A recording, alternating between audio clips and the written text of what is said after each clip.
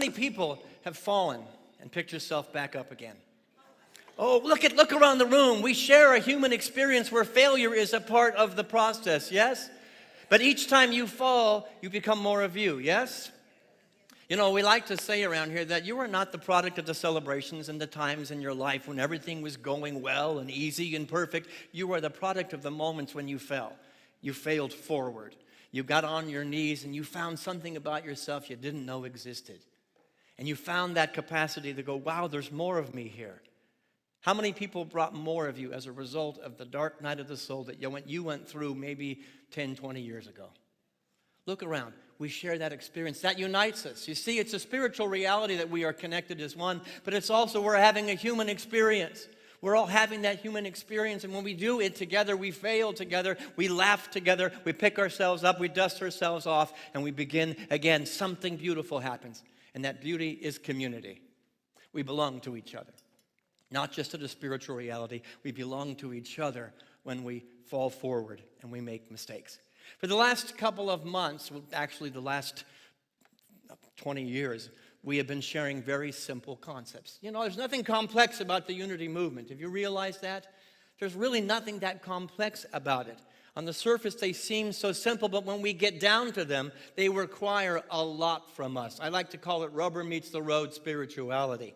Simple, but not easy.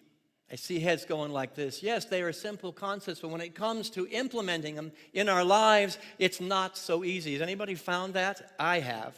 Because when you are using practical spiritual principles, it requires us to develop spiritual muscles. And so the title of the talk today is Heavy Lifting. Anybody ever do any heavy lifting? I found that picture and I said, I've been that kid about 20 times in my life. Way to go, Solomon. Solomon's up there. He's lifting. It requires spiritual muscles, a spirituality that shapes our spirits.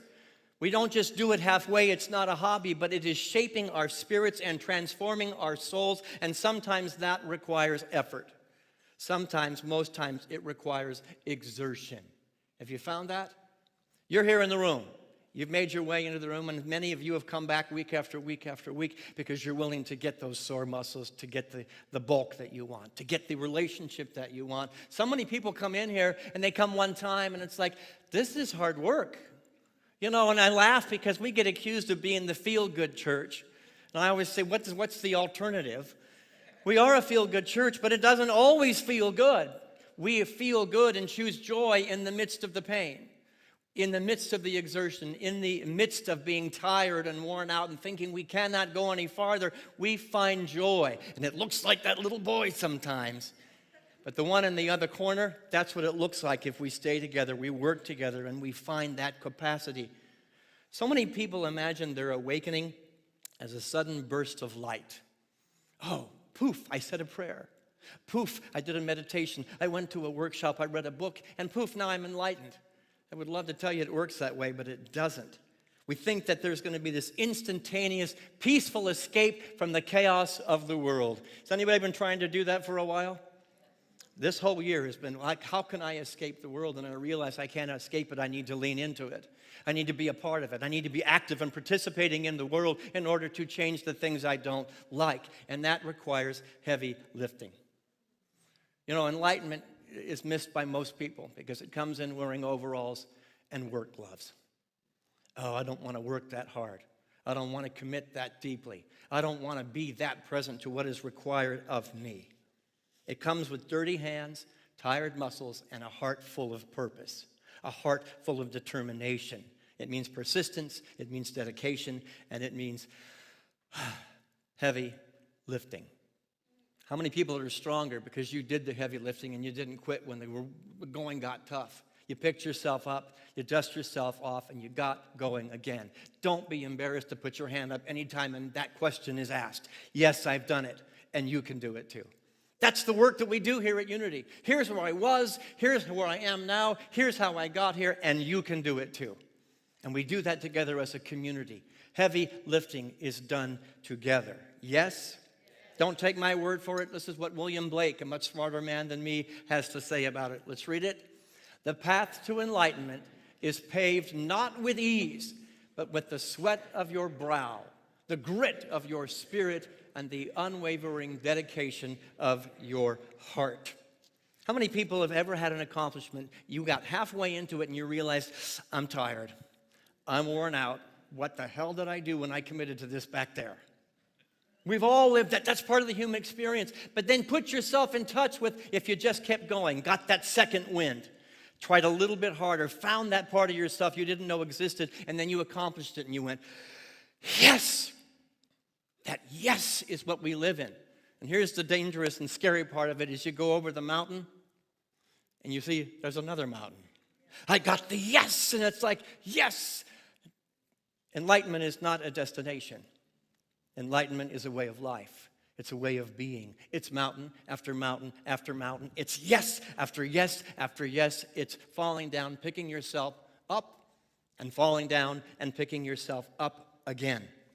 Now, that's a really easy concept. When we're here together amongst safe people, except for a couple of you.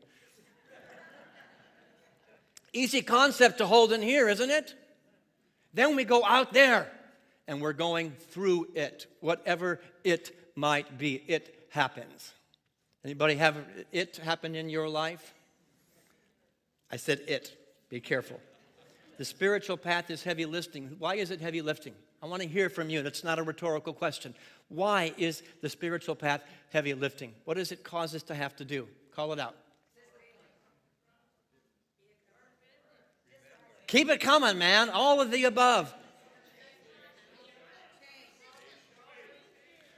Yes, yes, yes, yes, yes, yes, yes. It requires all of those things, and they are not easy. When we talk about unity, that's the difficult path. It is really easy to create duality, isn't it? It's really easy to be the angry one and to ostracize somebody. That's the easy way out. That's the chicken it way out. The hard path is to go, I'm going to find oneness. I'm going to be present to the miracle of life expressed as all creation, even when I'm on my knees. Even when I fail, that's when I'm going to find the greater capacity to know my divine self and to know the divine self of another person and the divine energy of the thread of life that connects us all. Why is it? Here are my answers. Why is it difficult in the spiritual path? Because it means we have to rise above our accepted limitations.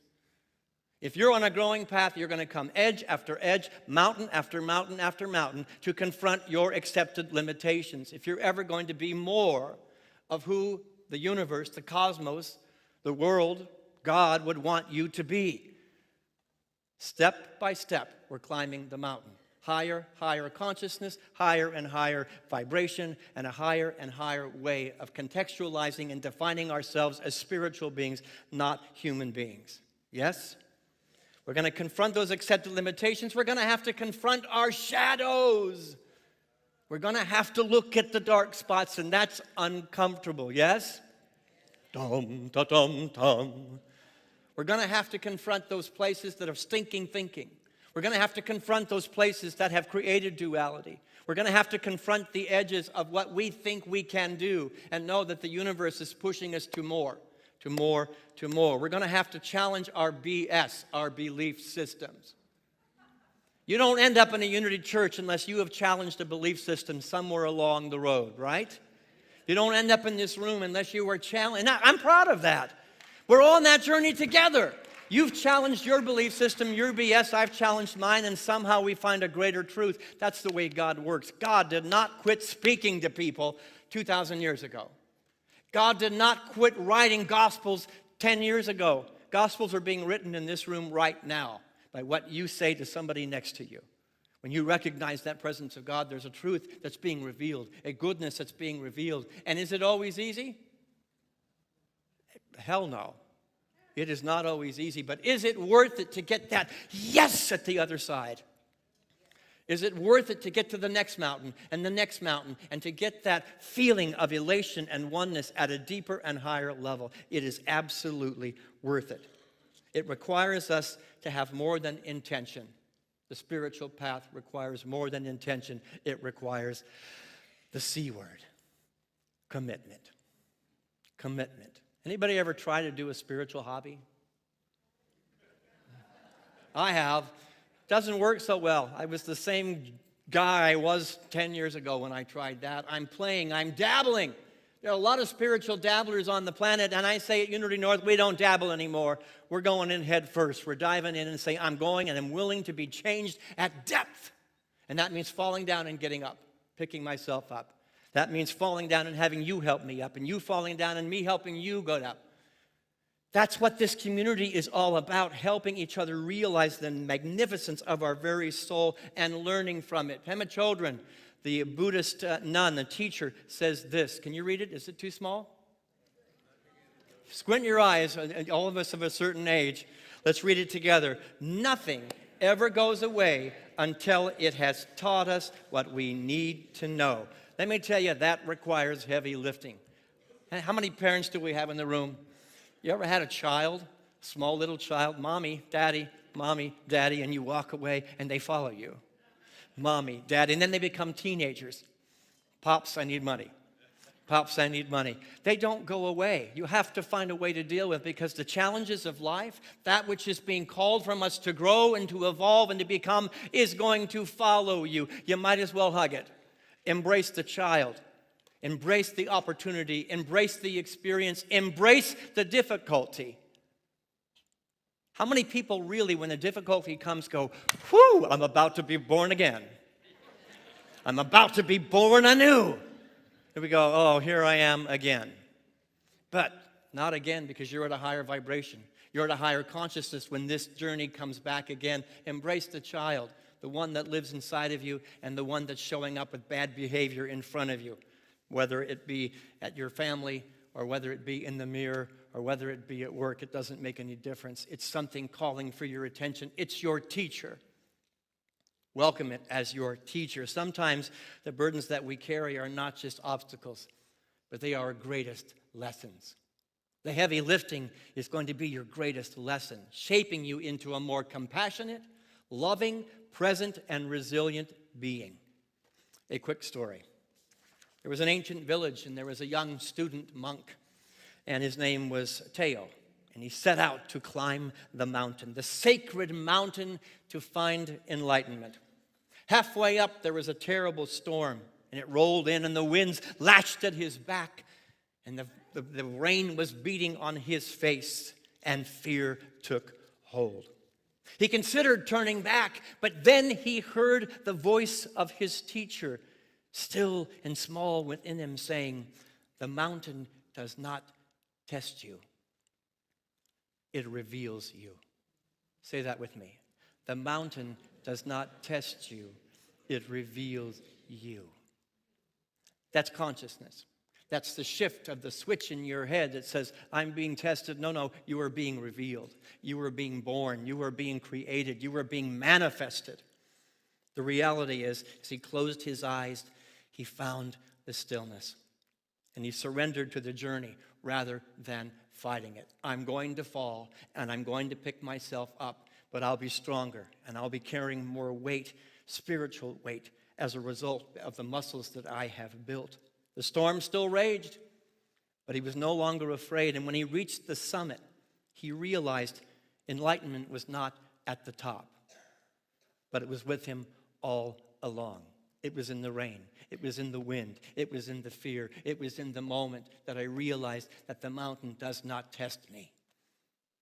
The mountain reveals me. Many people have been on my journey of my car. I did not realize how bad I had it. For 23 years, I thought, I'm really happy, and I got a new car.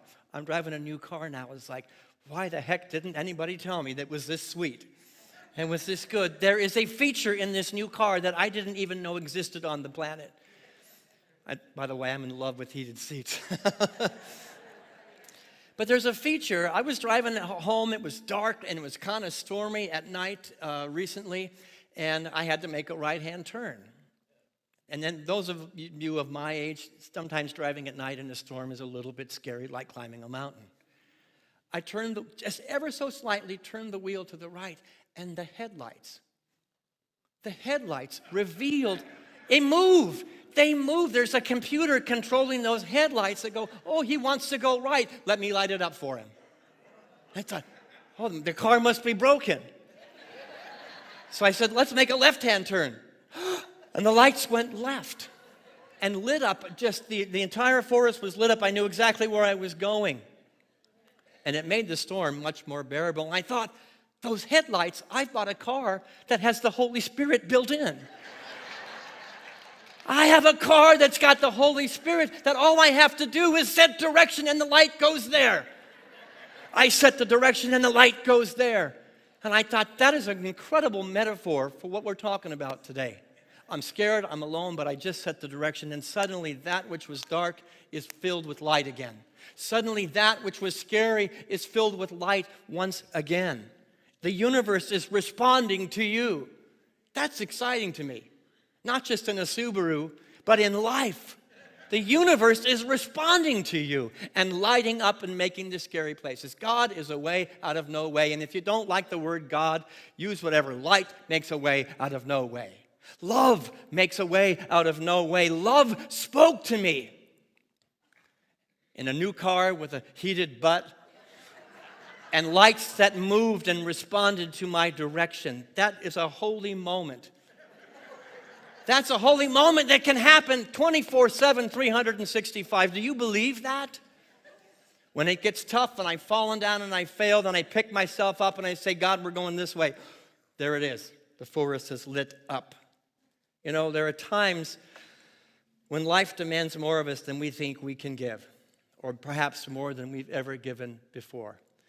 As an introvert, I'm standing here today with moment after moment after moment where I said, I cannot do what I am being asked to do. You want me to do what? I am the reluctant leader. I'm an introvert.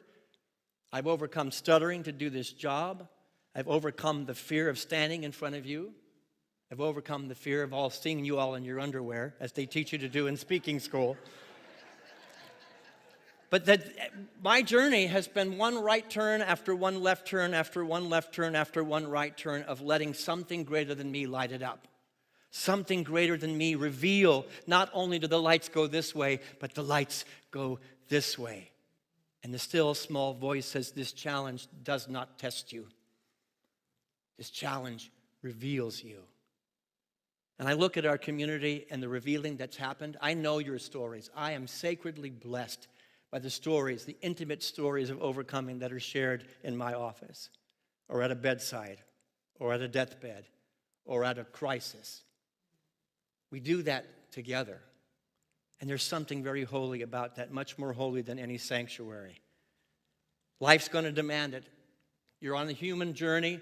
You're going to have moments when you don't think you can do what life is asking you to do. Anybody there right now?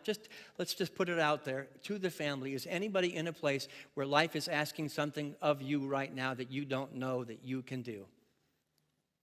Look around again. We share the human experience, and it is a holy moment. All we're asking is let us as a community give direction and watch the forest light up. God goes before us, behind us. Maya Angelou beautifully said this, and this is what we do here. Do we have the Maya Angelou quote? No? I didn't send that one in? There it is. This woman, I love her. God rest her soul. She said this, I can be changed by what happens to me, but I refuse to be reduced by it. I stand here as testimony to that, and I know many of you stand there. Read it again with me with a powerful voice. I can be changed by what happens to me, but I refuse to be reduced by it. Life is going to challenge us, but it cannot and will not defeat us when we access the headlights of life, the headlights of spirit, and we climb the mountain knowing that it is for us, more of us. We'll be challenged, but the Spirit within us will meet those challenges head on. I want you to know and to hear clearly today that no matter what you're going through, no matter how difficult it might be, that there's somebody who's been through the same difficulty sitting near you right now. And there's somebody who can be a part of your team to say, let's just turn to the right a little bit. Let's turn to the left a little bit, but let's pick ourselves up together. I'm going to invite you to write these 5 steps down. Not steps, 5 keys to heavy lifting. Before I get my 5 keys, I want to know what your keys are. And this is not rhetorical, I want an answer. What is your key to doing the heavy lifting? Persistence. Passion. What'd you say over there? Patience. Oh, gee. Money? Did somebody say money? Let's take the offering, ladies and gentlemen. It takes all of the above. These are my 5 keys to the heavy lifting that got me to where I am today and the stories that I've heard from you. Number 1, keep moving.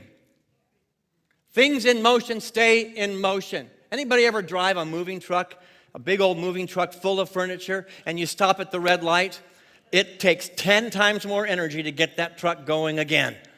Come on, I think I can. Now, I'm not asking you to run red lights, but I'm asking you to keep moving in the direction of your dream, to keep moving in the direction of your magnificence, of your soul, and to keep going forward. Consistency is vital to success. How many runners do we have in the room? Marathoners? God bless you. I love you people. I had 3 people who in the first service who ran marathons and talked about mile 20. Mile 20 is where you hit the wall. And I said, I usually hit that about mile 1. But the reality is there's going to be a moment as a runner when you hit the wall and you think your legs aren't going to give out, that you don't have the wind anymore. You don't have the ability to achieve the end of the race. What is it you get as a runner? Second wind. How many runners have ever felt the second wind on a long race? How many spiritual beings have ever found a second wind when you just think you could not go any further, and there it was, something that came from within you that gave you the impetus to keep going? Now, the runners don't stop at mile 20 and say, "Oh, this is so hard. This is so difficult. I think I'm going to sit down and take a rest." That's when the cramps start.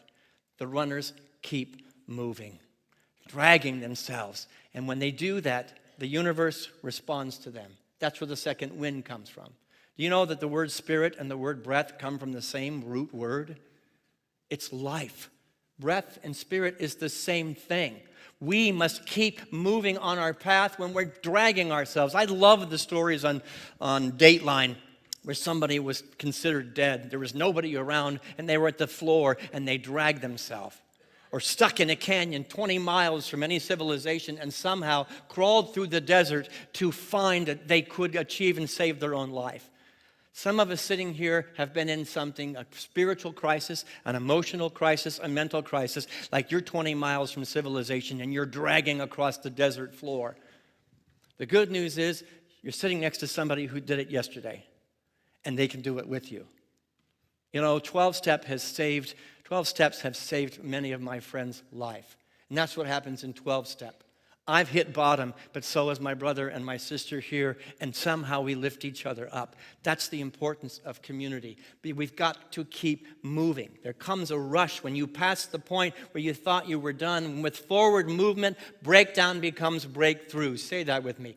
Breakdown becomes breakthrough. Breakdown becomes break open.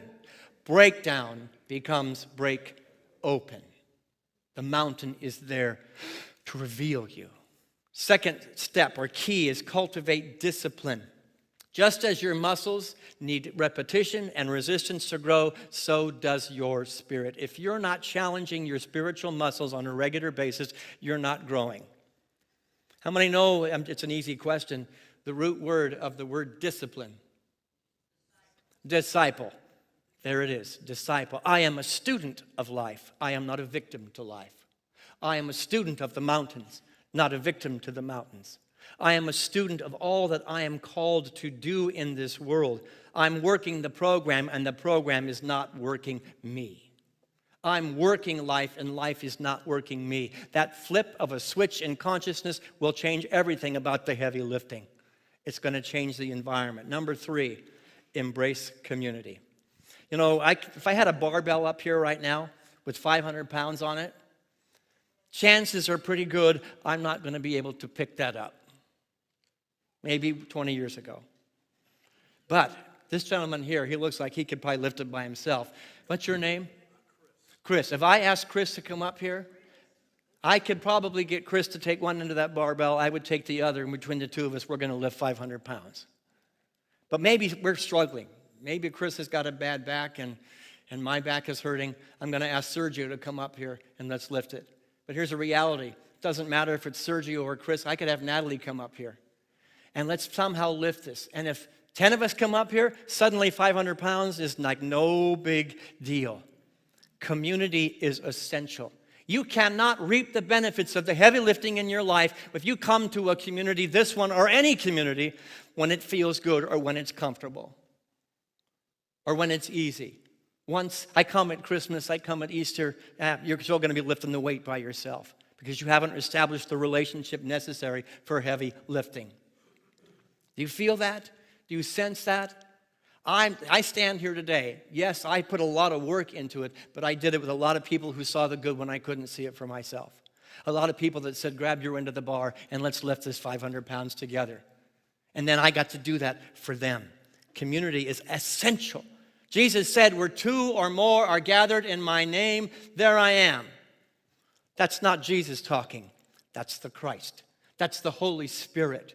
That's not only lighting your way on the right or the left, but it's giving you the strength you didn't know you had to lift it. And where 2 or more are gathered in the name and the possibility of something holy and wonderful happening together, there is an increase. There is an amplification. There is a multiplication. Have you experienced that? I am more because of you.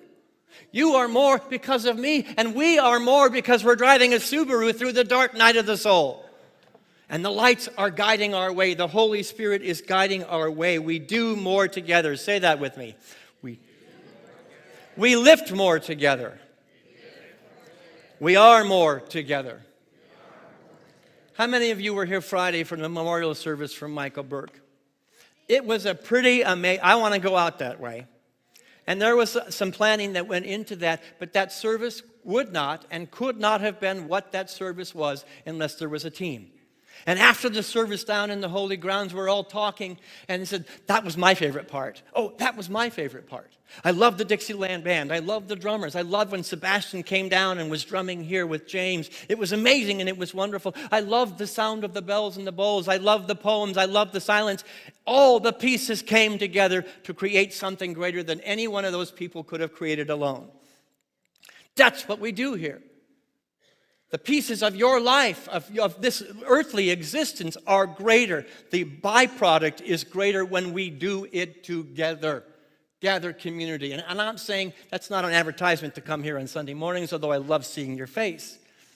It is an advertisement to find, as Larry and I say in our podcast with John, find your tribe of 5. Find your tribe, find your people, and say, Chris, I got to lift 500 pounds. Can you come up and help me do it? And Chris will be there. Natalie will be there. Number 4, find purpose and meaning in the struggle. You know, I used to, when I would be on the edge of my growth, it's like, oh, here's another, what do we call it? Another terrible growth opportunity. I used to call them AFGs, but I won't tell you what that stood for. Oh, here I am at another opportunity to grow. Geez, I'm tired. Geez, I'm worn out. But at that moment, you were about to become more of you. And I used to curse those things. I thought I was through with that lesson, and here it is again. Now I go, yes, I'm about to be born anew. I'm about to be born again. I'm going to take Pema Chodron's counsel and say, there's a lesson to learn here. And I'm going to gather, I'm going to be a very good disciple to the lesson and not let myself be a victim to that lesson. Instead of resisting the difficulties and the pains, lean into them like a runner finding the second wind. Don't stop, lean into it, and find the second wind. Look for the lessons it's offering and integrate it as part of your evolutionary process of becoming. And then finally, I'm going to invite James to come up now. James, honor your progress. You know, I always tell people when they're saying, I'm overwhelmed, I don't think I can do what's in front of me. And they'll be in my office, I'll say, turn your chair around and do this.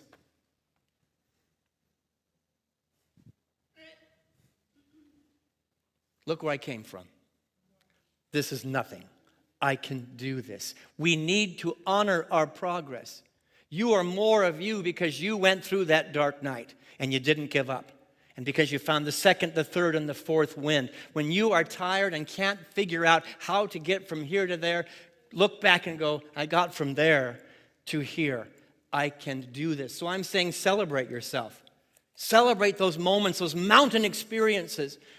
Don't contextualize your life by the next 10 mountains, but the last 30 mountains that you just overcame. And then sing to yourself, happy birthday to me.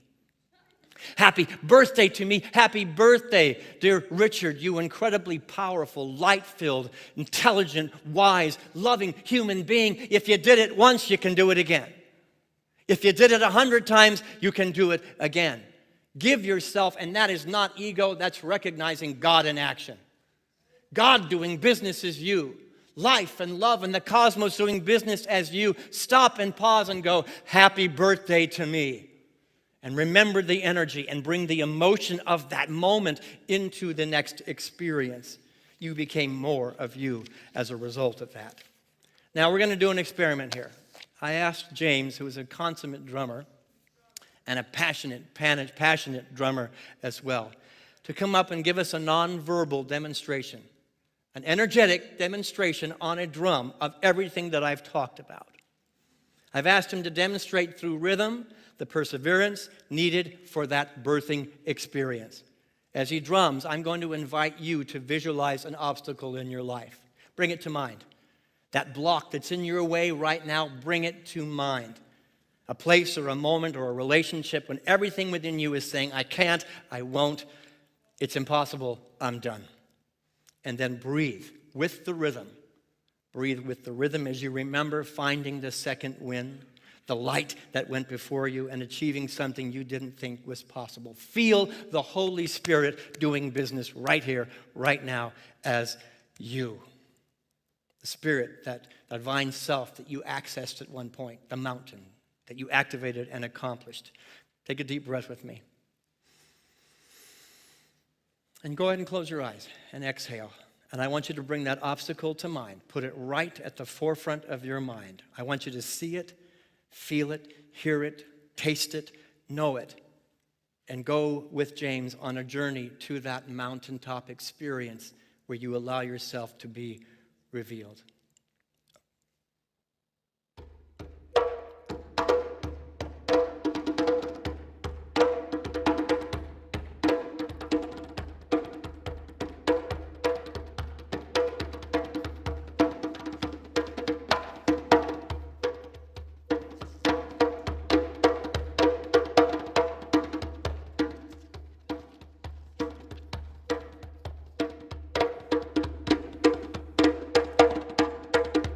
I've got a mountain before me. I'm having a nice hike. This is good. Step by step, I'm going to higher and higher and higher places. But what are those clouds I see in the distance? Is that thunder? Is that lightning? I'm feeling a little scared, a little bit nervous. And all of a sudden, all hell breaks loose.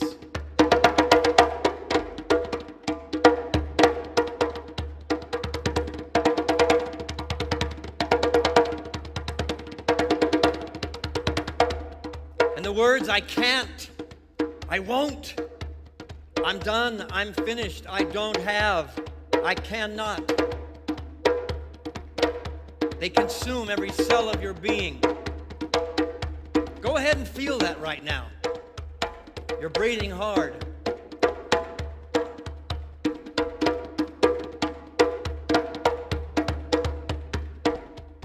But then you breathe to a place within you that you've never felt before. And you hear that still small voice say, the mountain does not test you. The mountain reveals you. The storms still continue. The rain still pours. The wind beats at your back. But you're no longer there alone.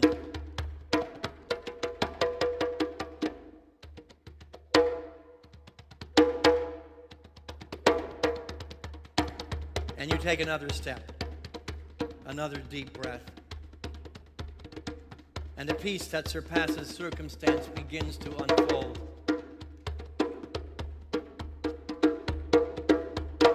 quietness that happens within you transcends the loudness of the external environment.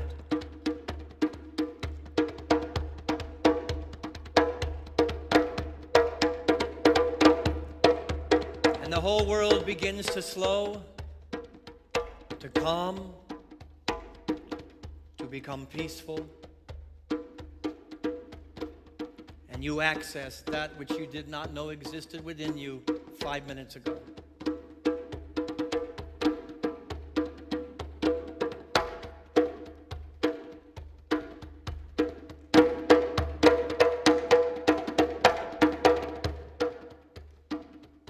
Enlightenment is not a gift bestowed. It is a light revealed through effort. And quieter, the heart slows down, the breath slows down. With each step of hard work,